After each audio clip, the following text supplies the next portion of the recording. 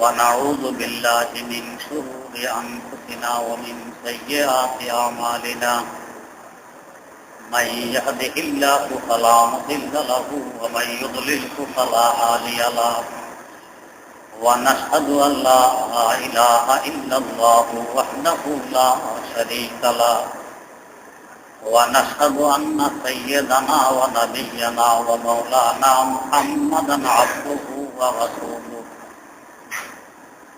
أرسله بالحق بشيرا ونذيرا وداعيا إلى الله بإذنه وسراجا منيرا صلى الله تعالى عليه وعلى آله وأصحابه وسلم تسليما كثيرا كثيرا أما بعد فأعوذ بالله من الشيطان الرجيم بسم الله الرحمن الرحيم ويقول الذين آمنوا أهؤلاء الذين أقسموا بالله جهد أيمانهم إنهم لمعكم حبطت أعمالهم فأصبحوا خاسرين يا أيها الذين آمنوا من يرتد منكم عن دينه فسوف يأتي الله بقوم يحبهم ويحبونه أذلة على المؤمنين أعزة على الكافرين يجاهدون في سبيل الله ولا يخافون لومة لائم ذلك فضل الله يؤتيه من يشاء والله واسع عليم صدق الله مولانا العظيم সূরা মায়েদা ৫৩ নম্বর আয়াত থেকে তেলাওয়াত করা হয়েছে। আয়াতকৃত আয়াতগুলো নিয়ে গত মজলিসেও কিছু আলোচনা হয়েছিল। ইহুদি এবং খ্রিস্টানদের সাথে দোস্তি পাতা, বন্ধুত্ব করার সম্পর্কে আলোচনা। হযরত রাসূল আকরাম সাল্লাল্লাহু আলাইহি ওয়াসাল্লাম যখন মক্কায়ে মুকাররমা থেকে হিজরত করে মদিনায়ে মুনাওয়ারা পৌঁছেন, মদিনায়ে মুনাওয়ারায় ইহুদিদের বসবাস ছিল, খ্রিস্টানদেরও কিছু ছিল। সেখানে পৌঁছার পর তাদের সাথে একটি মুআহাদা, একটি চুক্তি হয়। চুক্তি ছিল এর উপরে যে মক্কা থেকে কোনো মুশরিক যদি মদিনায় এসে মুসলমানদেরকে আক্রমণ করে, তো মদিনার ইহুদি খ্রিস্টানেরাও মুসলমানদের সাথে একসাথ হয়ে এসে মুশরিকদের আক্রমণ প্রতিহত করবে। তেমনি ভাবে মদিনার ইহুদি খ্রিস্টানদের উপর যদি কোনো শত্রু আক্রমণ করে, মুসলমানরা ইহুদি খ্রিস্টানের পক্ষ হয়ে ওই শত্রুদের আক্রমণ প্রতিহত করবে। এই সন্ধি ছিল। এই সন্ধিপত্রে মুসলমানরাও স্বাক্ষর করে, ইহুদিরাও স্বাক্ষর করে। কিন্তু কিছুদিন যেতে না যেতেই ইহুদিরা চুপে চুপে মক্কায়ে মুকাররমার মুশরিকদের সাথে তাওবাদ, কথা আদান প্রদান শুরু করে। এমনকি তাদেরকে আশ্বস্ত করে যে তোমরা মদিনায় এসে মুসলমানদের উপর আক্রমণ করো, আমরা তোমাদের সাহায্য সহানুভূতি করব। মক্কার মুশরিকেরা এই আশাতেই খুশিতে উৎফুল্ল যে আমরা আক্রমণ করলে তো বিজয়ী হয়ে যাব, যেহেতু মদিনার ইহুদি খ্রিস্টানরা আমাদের সাথে থাকবে। মুসলমানরা গুটি কয়েকজন মানুষ, ইহুদি খ্রিস্টান আর আমরা মক্কার মুশরিকরা তিন গ্রুপ একদিকে, গুটি কয়েকজন মুসলমান একদিকে, এরা পারবে না। কিন্তু এই সংবাদ, ইহুদিদের এই গুপ্ত সাজবাজের কথা আল্লাহ রাব্বুল আলামিন তার রাসূল সাল্লাল্লাহু আলাইহি ওয়াসাল্লামকে জানাইয়ে দেন। হুজুর একথা জানতে পেরে মুসলমানদেরকে খবরদার করে দিলেন, সতর্ক করে দিলেন যে আজ থেকে ইহুদি খ্রিস্টানদের সাথে কোনো প্রকারের মিল মিলাপ, বন্ধুত্ব করা যাবে না।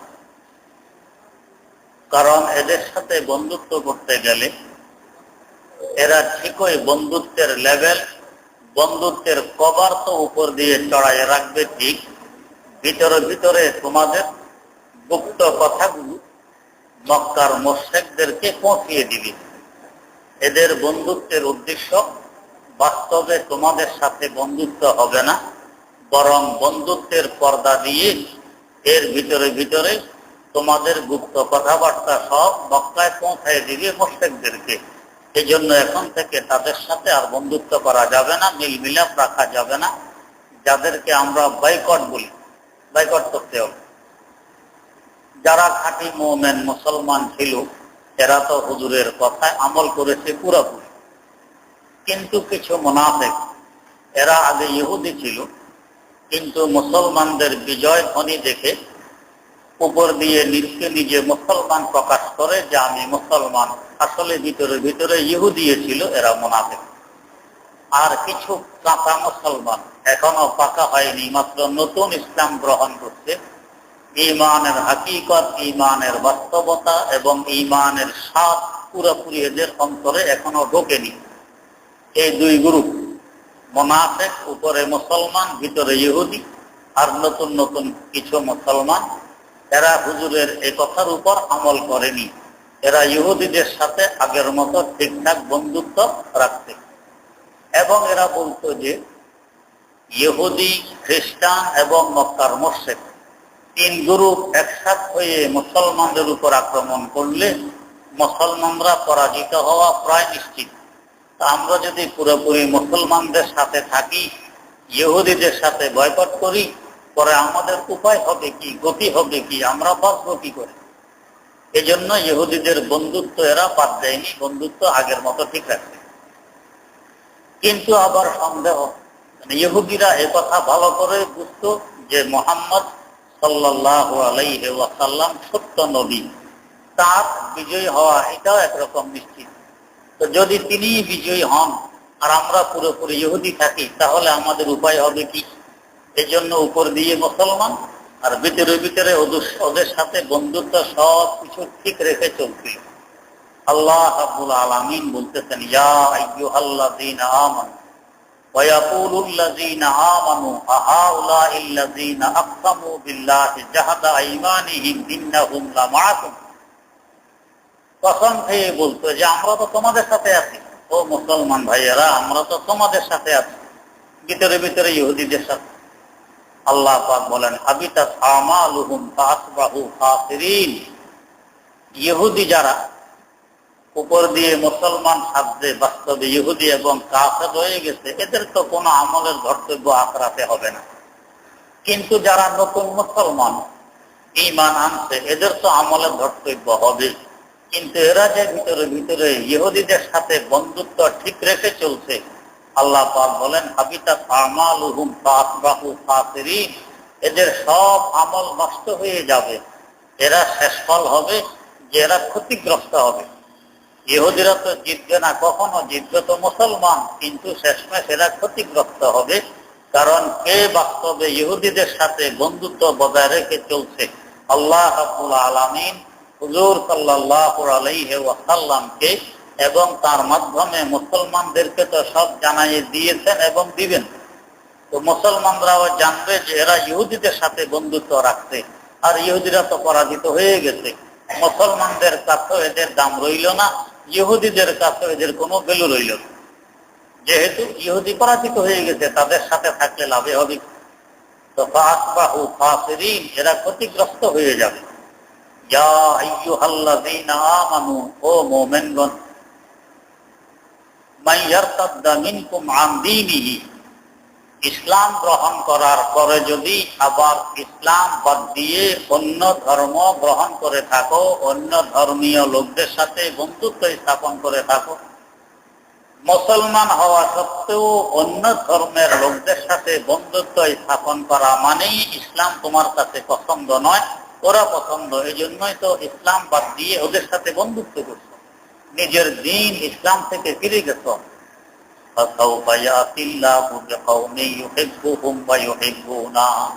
তোমাদের ধ্বংস অনিবার্য। তোমরা ধ্বংস হয়ে গেলে তাহলে ইসলাম টিকবে কি করে প্রশ্ন জাগে। আল্লাহ পাক বলেন, তোমাদের জায়গায় আমি এমন এক কওম, এমন এক সম্প্রদায় সৃষ্টি করব, এদের বৈশিষ্ট্য হবে ইউহিব্বুহুম ওয়া ইউহিব্বুনা। আল্লাহ রাব্বুল আলামিন ওদেরকে ভালোবাসবেন আর ওরাও আল্লাহ রাব্বুল আলামিনকে ভালোবাসবেন। তার মানে দ্বীন ইসলাম কিয়ামত পর্যন্ত টিকে থাকবে, এটা কখনো দুনিয়া থেকে মিটে যাবে না, টিকে থাকবে। আর যদি আমরা গড়বড় করি, আমাদের পরিবর্তে আল্লাহ পাক নতুন কোন সম্প্রদায় সৃষ্টি করবেন, ওদের মাধ্যমে দ্বীন টিকে থাকবে। আর ওদের বৈশিষ্ট্য হবে আল্লাহ পাক ওদেরকে ভালোবাসবেন, ওরাও আল্লাহ পাককে ভালোবাসবেন। আর একটি বৈশিষ্ট্য হবে আযিল্লাতিন আলাল মুমিনিনা আইজ্জাতিন আলাল কাফিরিন। এরা মুমিনদের ব্যাপারে হবে খুব নরম এবং বিনয়ী, আইজ্জাতিন আলাল কাফিরিন, কিন্তু কাফেরদের ব্যাপারে হবে খুব কঠোর এবং শক্ত। তৃতীয় গুণ হবে ইউজাহিদুনা ফি সাবিলিল্লাহ। এরা আল্লাহর রাস্তায় জিহাদ করবে। জিহাদ মানে এখানে অস্ত্রের যুদ্ধ। আল্লাহর রাস্তায় এরা কাফেরদের বিরুদ্ধে, ইসলামের দুশমনদের বিরুদ্ধে যুদ্ধের ময়দানে নামবে। চতুর্থ গুণ হবে ওয়ালা ইয়াখাফুনা লাউমাতা লাইম। যুদ্ধে নামলে এদের উপর বিভিন্ন বদনামি আসবে। কেউ বলবে জঙ্গিবাদী, কেউ বলবে সন্ত্রাসী, যা আজকাল আসতেছে। মুসলমান বলতেই জঙ্গিবাদী, মুসলমান বলতেই সন্ত্রাসী। তো এই ধরনের অপবাদ তোমার এদের উপরে আসবে। তো আসতে কি হবে, এরা এই ধরনের অপবাদের দিকে ভ্রুক্ষেপ করবে না, দাঁত কাটবে না। বলুক, মৌলবাদী বলুক, তারপরও ইসলামের দাওয়াত দিব। জঙ্গিবাদী বলুক, ইসলামের দাওয়াত দিব। সন্ত্রাসী বলুক, ইসলামের দাওয়াত দিব। বলনেওয়ালায় বলতে থাকুক, আমরা আমাদের কাছে অটল থাকবো। এটা এদের চতুর্থ বৈশিষ্ট্য হবে। যালিকা ফাযলুল্লাহি ইউতিহি মান ইয়াশা।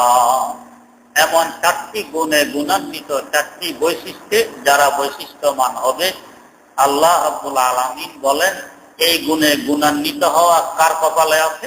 তো আল্লাহ পাক যাকে এই গুণে গুণান্বিত করতে চান ওকেই করবে। এটা আল্লাহ পাকের মেহেরবানি হবে, এদের উপরে দয়া আর মায়া হবে। এই চার গুণে গুণান্বিত করবেন, যাদের মাধ্যমে ইসলামকে টিকিয়ে রাখবেন। ওয়াল্লাহু ওয়াসিউন আলীম। আল্লাহ রাব্বুল আলামিন বড় প্রশস্ত, আল্লাহ রাব্বুল আলামিন বড় জ্ঞানী, সবকিছু জানেন, বুঝেন। যে কার মাধ্যমে ইসলামের খেদমত হবে, উপকার হবে, তার মাধ্যমে ইসলামের খেদমত নিবেন। যার দ্বারায় ক্ষতি হবে, এদের দুনিয়া আখিরাত বরবাদ হয়ে যাবে। আল্লাহ রাব্বুল আলামিন এমনই করতেন। দেখা গেছে এর দ্বারা ইসলাম ধ্বংস হয়ে যাবে, কিন্তু তাদের বংশ থেকে, তাদের গোত্র থেকে এমন এক মানুষকে দাঁড় করাই দিতেন যে দ্বারা আবার ইসলাম জিন্দা হয়ে গেছে। এক কওমের দ্বারা ইসলামের খেদমত হয় না, এদের পরিবর্তে আরেক কওম সৃষ্টি করে দিতেন, ওদের দ্বারা ইসলামের খেদমত হয়ে গেছে। আল্লাহ রাব্বুল আলামিন এইভাবেই ইসলামকে টিকায় রাখছেন দুনিয়াতে, কিয়ামত পর্যন্ত টিকায় রাখবেন। আর যে কওম, যে গোত্র, যে সম্প্রদায়ের মাধ্যমে ইসলামের খেদমত হবে, ইসলাম টিকে থাকবে, এরা ধন্য হবে। যেহেতু আল্লাহ পাক এদেরকে মহব্বত করবেন, এরা আল্লাহ পাককে মহব্বত করবে। আল্লাহ রাব্বুল আলামিন যদি কাউকে মহব্বত করে, তার আর কোনো চিন্তা থাকে? এদের শানেই কোরআনে কারীমে আয়াত নাযিল হয়েছে, লা খাউফুন আলাইহিম ওয়া লা হুম ইয়াহজানুন। এদের কোনো ভয় নেই, কোনো চিন্তা নেই, কোনো ফিকির নেই। যেহেতু আল্লাহ রাব্বুল আলামিন এদেরকে মহব্বত করেন, আল্লাহ পাকের সাথে এদের বন্ধুত্ব আছে। আল্লাহ পাকের সাথে যার বন্ধুত্ব আছে, তার কোনো চিন্তা থাকার কথা নয়। এই আয়াতের সারমর্ম হইল, দ্বীনের খেদমত যত বেশি করতে পারবো, ততই আল্লাহ পাক আমাকে মহব্বত করবেন, আমার অন্তরেও আল্লাহ রাব্বুল আলামিনের মহব্বত সৃষ্টি হবে। তো বাঁচতে হলে দুনিয়ার বিপদ আপদ থেকে এবং আখিরাতের শাস্তি থেকে আল্লাহ রাব্বুল আলামিনের সাথে মহব্বত স্থাপন করতে হবে। তার তরিকা রাস্তা হইল তার দ্বীনের খেদমত করব। দ্বীনের খেদমত যত করবেন, আল্লাহ পাক তাকে বন্ধু বানাই নেবেন। তার নিজের চিন্তা ফিকির লাগবে না, তার চিন্তা ফিকির আল্লাহ পাক নিজেই করবেন। আল্লাহ রাব্বুল আলামিন আমাদেরকে তার দ্বীনের খেদমতের জন্য কবুল করে নেন। আমরা যাতে বেশি থেকে বেশি তার দ্বীনের খেদমত করতে পারি।